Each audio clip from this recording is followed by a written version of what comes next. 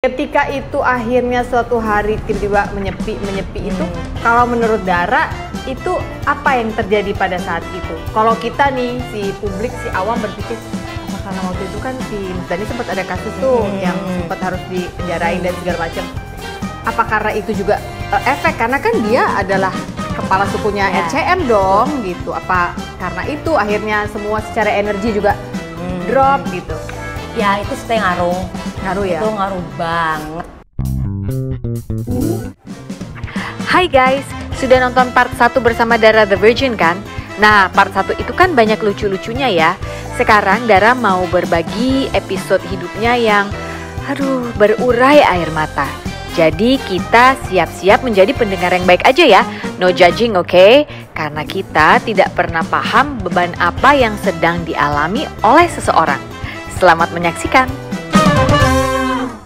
Karena itu akhirnya semua secara energi juga drop gitu. Ya itu stay ngaruh ya? Itu ngaruh banget.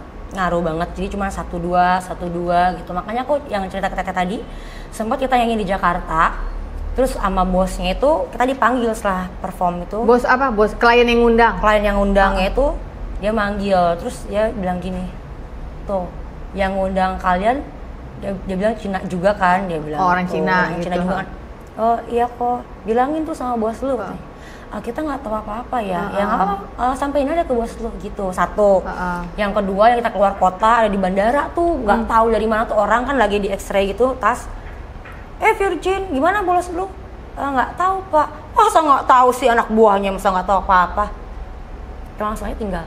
Maksudnya tanpa Mas Dhani sadarin juga kalian ya, dibully ya? Kita kena efek sampingnya juga gitu, kena ininya juga. Cuman kan mungkin Mas Dhani juga banyak lain hal yang mesti dipikirin lebih penting kali ya. Jadi ya udahlah, kita aja yang terima resiko gitu.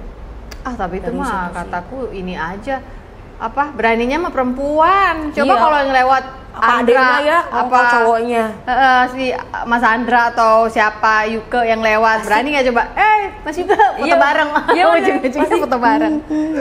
Kita yang kena say. Kadang-kadang kayak gitu-gitu tuh gimana ya, merasa kalau ada di posisi yang orang tahu kita tuh kayaknya kita harus nahan-nahan diri karena kalau kita bereaksi yang berlebihan juga ini. Sebenarnya mungkin nggak berlebihan, manusia biasa kan. Jangan gitu dong Pak, masa gitu aja Bapak, kan mungkin kita ngomong gitu biasa, langsung keluar kamera. Sementara orang-orang boleh ngomong, iya benar, seenaknya, karena nggak akan ada yang jejak digital mereka. Benar. Itu menyebalkan sekali. Kesel sih. Cuma yaudah setelah itu, alhamdulillah sih mulai naik-naik lagi 2017 awal lah. 16 akhir ke 17 awal tuh mulai ini lagi, kan kita ada single lagi, album lagi, lumayan ngangkat lagi tuh alhamdulillah. Sampai sekarang. Sampai hari ini.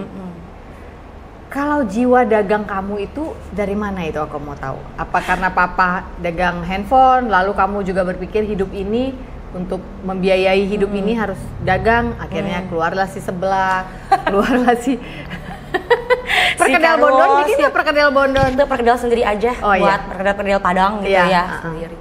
Nah sebenarnya tuh dari aku kecil, story aku kecil SD itu, aku tuh demen banget ya, kayak misalkan aku beli kacang sukro gitu, aku beli yang bungkusan, terus aku packing ulang teh, yang pasti kecil terus aku pakai lilin. Terus aku bawa ke sekolah, aku jualin. Serius? Iya. Kau lihat di mana itu orang bikin itu? Terus ide aja. Cuma kan si mama suka bikin keyek, pakai plastik digituin. Jika nama resep merenya. Niatnya mah cuma main-main anak kecil lah ya teh. Cuman ya udah. Terus si mama kan demen ini bikin es juga, es lilin gitu, yang es buah-buahan, buah-buahan manis gitu. Dimasukin plastik panjang. Gitu. Terus aku bawa tempat esnya itu termosnya. Ke sekolah, termosnya. Titip ke kantin. Bu titip ya. Udah pulang-pulang bawa uang. Itu apa aja diuangin aku mah. Terus beli kerupuk. Nggak ada ngajarin? Nggak ada. Beli kerupuk mentah, digoreng sendiri pakai kompor anak-anak yang kecil ya. Dililin dijualin lagi. Sambil gitu. Sambil sekolah. Itu cuannya dipakai apa? Buat jajan sendiri. Happy kamu? Happy. Dulu kan masih selawe ya, 25 perak. Selawe 100, dulu bekal ke sekolah aja 1.500 perak. Kalau sekarang mah nggak ada apa-apanya ya. Jadi udah bekal jajan buat diri sendiri. Sama bilang, nih ngapain sih jual-jualan gitu? Katanya kayak nggak ada uang aja. Suka aja gitu. Bukan karena kamu, kasihan lihat orang tuaku, aku mau membantu bebannya, nggak gitu? Enggak. Nah udah gedenya gitu. Udah gedenya? Udah gedenya gitu. Waktu kecilnya lebih ke happy aja happy. sih. Cuma 16 tahun itu ya udah jadi tulang punggung keluarga gitu. Ya, nah itu tulang punggung keluarga. Apakah karena kamu anak pertama, lalu kamu melihat sepertinya aku berada di sebuah posisi di mana aku bisa meringankan beban keluarga atau apa waktu itu? Awalnya sih enggak ya, teh pas The Virgin keluar tuh nggak ada beban sama sekali lah. Cuman ada masalah-masalah, akhirnya itu aku harus, ternyata aku kerja tuh harus buat keluarga ya. Akhirnya aku ngumpulin kan kayak dari manggung-manggung, invest segala macem gitu. Aku kumpulin, akhirnya bisa ngebantu tuh. Kayak dulu mama ada masalah sama papa, aku yang ngeberesin masalahnya gitu-gitu. Pokoknya panjang lah kalau keluarga mah, ada aja. Anak pertama banget ya? Anak pertama banget. Saya bisa paham. Anak pertama banget. Saya sangat bisa paham. Banyak lah. Iya. Dari pahit-pahitnya ya. Pokoknya intinya dari aku umur 16 tahun, dana yang aku kumpulin sampai aku pas umur, ya ini dewasa ini. Pokoknya intinya pas aku mau pakai udah ludes, nggak tahu kemana. Intinya gitu. Marah dong? Marah, ya maksudnya dari 16 tahun aku ngumpulin hilang. Dan pas pengetahuan aku ya itulah. Jadi aku harus dari nol lagi, benar dari nol, makanya aku muter tuh bisnis apa ya, hanya buka ceker segala macam dari nol lagi. Berarti pada waktu itu, berarti itu terjadi sebelum kamu jualan ceker itu. Jadi itulah bensinnya yang bikin kamu, saya mau kerja, harus jualan ceker karena duit hasil nabung kemarin hilang. Iya, itu juga kan ada yang nanya kan, kamu bisanya apa selain nyanyi? Katanya. Masak, aku bilang. Ya udah masak katanya, bisa jadi duit tuh. Dia bilang. Ini udah siapa masak. yang bilang gitu? Si partner bisnis kan. Ya udah aku masak, kayaknya bener ngasilin. Jadi pas aku kehilangan semua investasi aku yang dari umur 16 tahun, 2009 aku kehilangan tahun 2020 ya tuh. Itu sakit hati banget sih teh. Kayak pas aku butuh kayak aduh gimana ya, nggak ada pada semua kan hilang. Ya udah akhirnya aku dari nol masak, dari nyanyi ngumpulin lagi dikit-dikit. Tapi kamu sama mama udah beres urusan itunya. Kalau boleh share ya, kalau nggak mau juga nggak apa-apa sih. Sudah terjadi satu ini nggak rekonsiliasi nggak soal itu, kan udah berapa tahun yang lalu ini? Udah sih sebenarnya lebih ke kan mau sama aku udah cerai ini sekarang. Itu aja sebenarnya lebih ke dua-duanya sih. Cuman aku lebih nggak terimanya ya, maksudnya kenapa sih hasil dari anak lu yang dari umur 16 tahun tuh kok bisa nggak ada sampai sekarang, yang pas aku butuhin tuh nggak ada gitu. Makanya mungkin Tuhan ngasih rezekinya, Allah ngasih rezekinya pas kemarin pas corona tuh berasa banget ya. Kalau tuh nggak ada job sama sekali kan, nggak ada job sama sekali. Apalagi di Bali. Iya, apalagi di Bali. Tapi alhamdulillah ternyata masuk endorse, yang nilainya tuh alhamdulillah banget, itu manggung bisa berapa tahun gitu. Oke, masuk pas awal corona itu benar-benar masuk, merinding aku masuk endorse. Hai guys, terima kasih ya atas perhatiannya pada buku terbaru saya, Hati yang Gembira Adalah Obat, edisi Si Paling Overthinking. Makasih juga loh udah pada komen di saat aku muncul sebagai tamu di podcastnya teman-temanku. Nah, bila ingin memperoleh buku ini, bisa langsung saja dilihat list ini di toko-toko buku online di sini, atau kalau mau offline, silahkan dicek di toko-toko buku yang besar di kotamu seperti di Gramedia mungkin, itu juga sudah ada di sana. Selamat membaca. Pas awal corona itu benar-benar masuk, merinding aku masuk endorse, dan lumayan sih gitu. Buat hidup, buat sangat-sangat cukup banget pas aku ini kayak mungkin Allah tuh gantinya ini kali ya, pas saat orang kesusahan nyari kerjaan aku malah dapat rezeki gitu. Mungkin tapi itu kan kamu harus nunggu berapa tahun berikutnya. Corona itu 2020. Masalah yang duit kamu hilang menurut kamu nggak tahu itu kan 2016. Pokoknya dari 2009 aku investasi sampai aku 2019 20 lah, pokoknya dikit-dikit hilang sampai nol. Itu emang aku udah ikhlasin sih. Maksudnya ya udahlah gitu. Mungkin juga emang bukan rezeki aku, mungkin juga Allah lagi nguji aku ya. Meskipun sama orang terdekat gitu. Cuman setelah itu aku kayak ikhlas, ya udahlah. Cuman masih seikhlas-ikhlasnya aku ya teh ya, kayak kenapa sih gitu harus sama anak sendiri gitu. Yang sampai sekarang sakit hatinya tuh itu sih. Susah, kayak nggak terima. Cuman Allah tuh kayak ngasih, kalau aku ada kekurangan kayak aduh kayak nggak ada duit nih, ada aja gitu, ada aja, nggak nyampe berapa hari berapa minggu tuh ada aja rezeki yang masuk gitu. Mungkin Allah gantinya di situ kali ya gitu. Tuhan baik kayak banget gitu ya sih.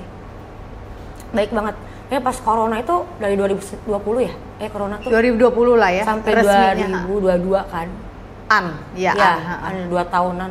Makanya pas endorse datang tuh nominalnya lumayan besar teh. Jadi alhamdulillah, jadi kayak aku ternyata mungkin ini ya Allah ngebantunya tuh pada saat lagi susah bener gitu, ada rezeki. Berarti waktu kamu mulai pindah ke sini di 2015 itu keadaan ekonomi masih morat-marit dong? Iya. Pokoknya jual ada uang. Iya. Pakai hidup. Jual lagi, entah besok, entah seblak, entah apa, jual ada uang lagi. Jual kopi ada uang lagi. Iya. Oh, untuk nabung belum bisa pada saat itu. Pas pindah ke Bali, alhamdulillahnya rezeki ada aja. Kan katanya orang Bali tuh ada yang bilang gini. Katanya orang datang ke Bali, pindah ke Bali itu jodoh-jodohan. Katanya kalau misalkan tanah Balinya tidak menerima orang itu, dia akan kembali ke semula. Jadi misalkan lu tinggal di Bali cari kerja, lu nggak jodoh, nggak akan jalan di Bali, katanya gitu. Mereka akan kembali ke asalnya mereka di mana misalkan. Cuman kalau dia udah datang ke Bali dan ada rezekinya di Bali, itu pasti datang terus katanya rezekinya. Makanya alhamdulillah pas pindah ke Bali, yang totally for good ya di Bali, itu rezeki ada terus teh. Tuh aku merinding kayak Solo tuh ada, kemarin tur Solo aja sendiri aku 25 kota. Oh ya? Iya, tur Solo sendiri. Terus sendiri? Ada sendiri. 25 kota. Iya, itu kan bagi-bagiannya sama manajemen doang, nggak sama partner lagi. Oh, nggak masuk manajemen. Oke, nggak apa-apa. Nggak masuk manajemen, iya. jadi ya berarti ya band, kru, yalah. Ya, kru aja, itu. Udah gitu doang. Jadi alhamdulillah dari situ mulai nabung teh. Nah, dari ada tur itu aku nabung, ada tawaran lagi sama orang lain. Nabung, di Virgin juga jalan, alhamdulillah nabung. Udah akhirnya kekumpul buat tabungan. Ada. Wow, tahun berapa itu berarti? Kamu mulai akhirnya, duh makasih ya Tuhan. Sebelum corona tuh udah tur sih. Udah tur. Turnya tuh sebelum corona itu. Yeah. Sebelum corona, nah pas tur itu di titik terakhir pas itu corona tuh pas pertama kali. Tapi untungnya manggung tuh masih jalan tuh. Iya. Habis itu udah semua. Stop. Apalah masih ada uang tur. Ada uang tur udah. Terus ternyata Allah ngasih rezeki lagi. Jadi double lewat kill. Si endorse itu tapi kayak aku duh kok alhamdulillah banget gitu. Jadi ya udah weh di rumah. Tapi kalau bisa diinget-inget pada saat itu kamu udah dalam kondisi mental yang apa ya kalau kata orang ikhlas atau apa yang kamu ingat dari itu sebelum akhirnya ada tur ada ini kan kita mungkin bisa belajar dari ini semua. Namanya manusia ya. Walaupun mungkin pasti nanti ada netizen yang nggak boleh gitu Dara, namanya orang tua. Benar. Kita di sini mendengarkan cerita orang bukan untuk komen-komen hidup mereka, kita nggak pernah tahu rasanya jalan di dalam sepatu mereka. Tapi yang aku mau belajar dari kamu adalah ketika finally kamu merasa Tuhan buka pintu nggak nanggung-nanggung ya, buka semua gitu. Apa kondisi hati dan mentalmu pada saat itu yang kamu inget? Aku sih sebenarnya udah ikhlas tuh benar ikhlas banget ya. Ikhlas ya. Oh ya udah mungkin emang bukan rezeki aku sih, mungkin aku emang investasi itu segala macam yang buat orang tuaku. Tapi ada beban lagi teh. Setelah itu tuh bukan cuman tanah-tanahku yang dijual, itu tanah sawah dijual semua teh. Yang di Tasik? Iya. Dari itu udah mamaku kan cerai. Mamaku cerai, papaku cerai. Mama nikah lagi, papa nikah lagi. Tapi aku jadi punya 3 keluarga. Aku harus membiayai adik-adikku. Dari keluarga baru. Papa iya. Buat aku, terus aku sampai bilang ke Allah, ya bilang gini, ya Allah, terus aku kapan nabungnya sih? Aku bilang kapan aku nabungnya?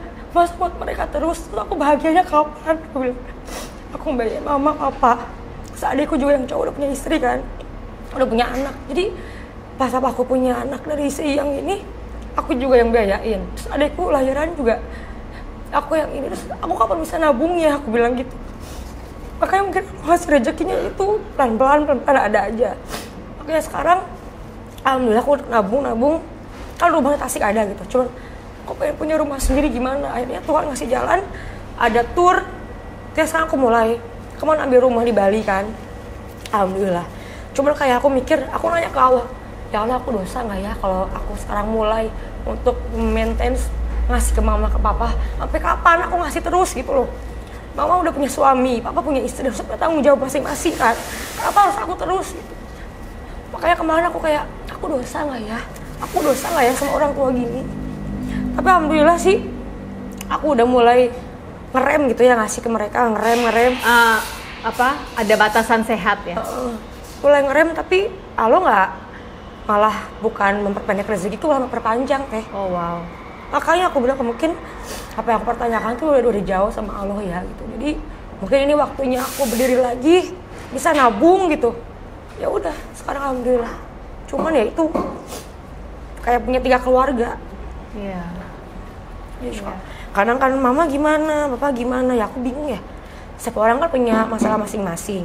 Mungkin ada yang orang tuanya berkecukupan dari kecil, tidak perlu membebankan ke anaknya. Kan ada juga yang orang tuanya berkecukupan dari kecil, anaknya juga saya senang-senang gitu ya. Cuma pas sudah dewasa, pisah, terus malah jadi melorot, kan nggak ada yang tahu. Nggak ada yang gitu. tahu, ya. Jadi aku kayak mikir, terserah lah orang mau ngomong apa ke aku di Bali juga berdiri sendiri sama adikku yang cewek gitu. Oh, adik cewek ikut ke sini. Ikut, aku ajak ke Bali karena dia tuh kan kuliah, aku yang biayain juga kuliah. Di kuliah di Bali dia? Kuliah di Jakarta. Oh, Jakarta. Di Atmajaya kan, kuliah. Terus aku bilang gini, sama minta uang terus aku masak ceker. Maksudnya aku ya, istilahnya aku penyanyi, terus aku masih mau loh ngebox-boxin pesen online gitu buat nganterin, urusin online-nya segala terus adik aku waktu itu cuma nonton TV aja gini, nggak ada ngebantuin sedikit pun. Terus tiba-tiba dia ngomong gini, teh enaknya jadi ada temanku, adiknya ini bisa keliling ke luar negeri sama kakaknya. Dia ngomong ke aku dan keadaan aku tuh lagi kucel habis masak teh ya, panas capek gitu ya habis masak seharian. Aku lagi closing, tiba-tiba dia ngomong gitu, coba apa yang teteh rasain. Teh kok enak ya temannya teteh bisa keliling luar negeri. Aku gituin, maaf ya Pot, kalau mau kayak gitu lu aja. Temen gue jual diri gue bilang, kalau gue mah halal kerjanya, nggak ada duit juga gue masak. Kalau mau jadi gitu dia ani-ani soalnya. Aku gituin, aku mah nggak mau kayak gitu, kalau mau dari dulu udah kaya, aku bilang. Aku gituin teh, maksudnya ya sekarang kita kerja dari kecil pakai kerja keras, pakai keringat. Masa iya gitu ya, cuma pengen uang langsung gede atau keliling luar negeri harus jual diri, kan nggak mungkin. Aku nggak tahu ada apa begitu. Lu kalau misalnya emang mau happy ke luar negeri keliling, sono, itu bukan gua, aku bilang. Dia sama hairdryeran. Syah harga aing tuh cai. Dulu banget aing cai teh. Mana nyaho aing masak ti isuk-isuk pikeun ka peuting cai teh. Jang naon jang saria cai teh. Aku gituin. Dia minta maaf. Terus aku bilang gini akhirnya. Lu keluar dari kuliah. Pengen tahu rasanya kerja kayak apa, capek, keluar dari kuliah kerja di Bali. Akhirnya dia ikut nurut kerja di Bali yang sehari 300.000. Rasain kan capek kerja kayak apa, aku bilang. Kerja apa dia waktu itu? Dia dulu di klub gitu sih, kayak apa, servis gitu loh. Ya. Servis terus pindah, sekarang di Nusa Dua kerja. Bagus sih bagian event segala macam, naik. Dan dia juga rezekinya bagus tuh. Ya. Pas ke Bali, aku akhirnya gini, mana enakan kerja apa kuliah? Dia bilang enak dua-duanya. Ya udah, kalau mau kuliah pakai duit sendiri. Sekarang udah bisa kerja kan? Ngomong gitu. Aku ngomong gitu, udah bisa kerja kan? Nah, sekarang aku dari umur 16 tahun, Pot. Aku kerja dari umur 16 tahun buat kalian semua. Nah, kamu harus tahu, aku bilang. Susah kerjanya, susah nyari duit tuh kayak gimana, aku bilang. Udah ngerasain kan? Itu tuh aku sampai aduh, masalah keluarga juga banyak banget deh. Itu sampai sekarang aku nggak begitu akur sama keluarga dari papa sih. Dari papa. Karena ada omongan yang gak enak lah, ngomongin masalah duit. Ya karena kan tanahku kan dijual tuh. Ya. Cuma papaku udah baik-baik aja sekarang, udah ikhlas, jadi udah hubungannya masih baik sih sampai sekarang tuh. Sampai aku giniin itu ke aku bilang, bukan masalah uang, tapi masalah tanggung jawab keluarga, bapak sama anak-anak. Aku bilang kalau masalah duit mah gampang, kakaknya papa lah aku gituin teh. Saking aku capeknya teh, udah gitu disalahin. Bayangin aja aku dikelilingin sama keluarga, terus diomongin dalam hati, pada saat lu susah juga siapa yang ngebantuin? Maksudnya kayak masalah duit. Sampai aku sampai sekarang aku makanya malas pulang ke Tasik tuh gara-gara itu sekarang. Kan banyak yang nanya, Neng udah lama nggak pulang ke Tasik, udah berapa tahun? Males, aku bilang. Lebaran kemarin juga nggak pulang. Udah 3 tahun, ngapain? Aku pulang ke Tasik. Lah mereka bukannya ngejelek-jelekin keluarga sendiri ya, mereka pada saat susah nyarinya aku. Sekarang pada saat mereka naik, aku lagi di bawah, ya keluarga kita lagi di bawah, malah ngeluin. Kemana aja dulu gitu loh. Ya soalnya aku males. Papa aku sampai bilang, ya udah sini musyawarah keluarga, males. Karena aku udah sakit hati banget, aku bilang. Tapi itu sama yang keluarganya ya. Tapi kalau sama papahnya sendiri udah beres. Udah beres. Neng sama mereka. Udah ada rekonsiliasi, udah maaf-maafan. Sama mama juga udah beres. Itu sih yang terpenting. Udah ikhlas itu ya, sebenarnya udah ikhlas, alhamdulillah. Aku juga sekarang juga udah, ya mau gimana lagi, rezeki mah ada aja lah dari Allah yang ganti. Cuman udah ikhlas aja. Dan yang penting kayaknya pelajaran hidup kalau kita menjalani sesuatu yang dalam lembah yang mungkin mirip ya dengan darah adalah apa ya? Jangan mengeraskan hati kali ya. Emang sih sakit sih, pasti emosi marah, nggak mungkin lah ya manusia nggak marah, merasa ketika gue udah melakukan tanggung jawab yang terlalu over nih. Bener. Beban gue, ibaratnya truk ngangkutnya udah kebanyakan, overload gitu. Jadi ketika akhirnya kalau kata orang Sunda bitu ya, meledak ya, bitunya bitu.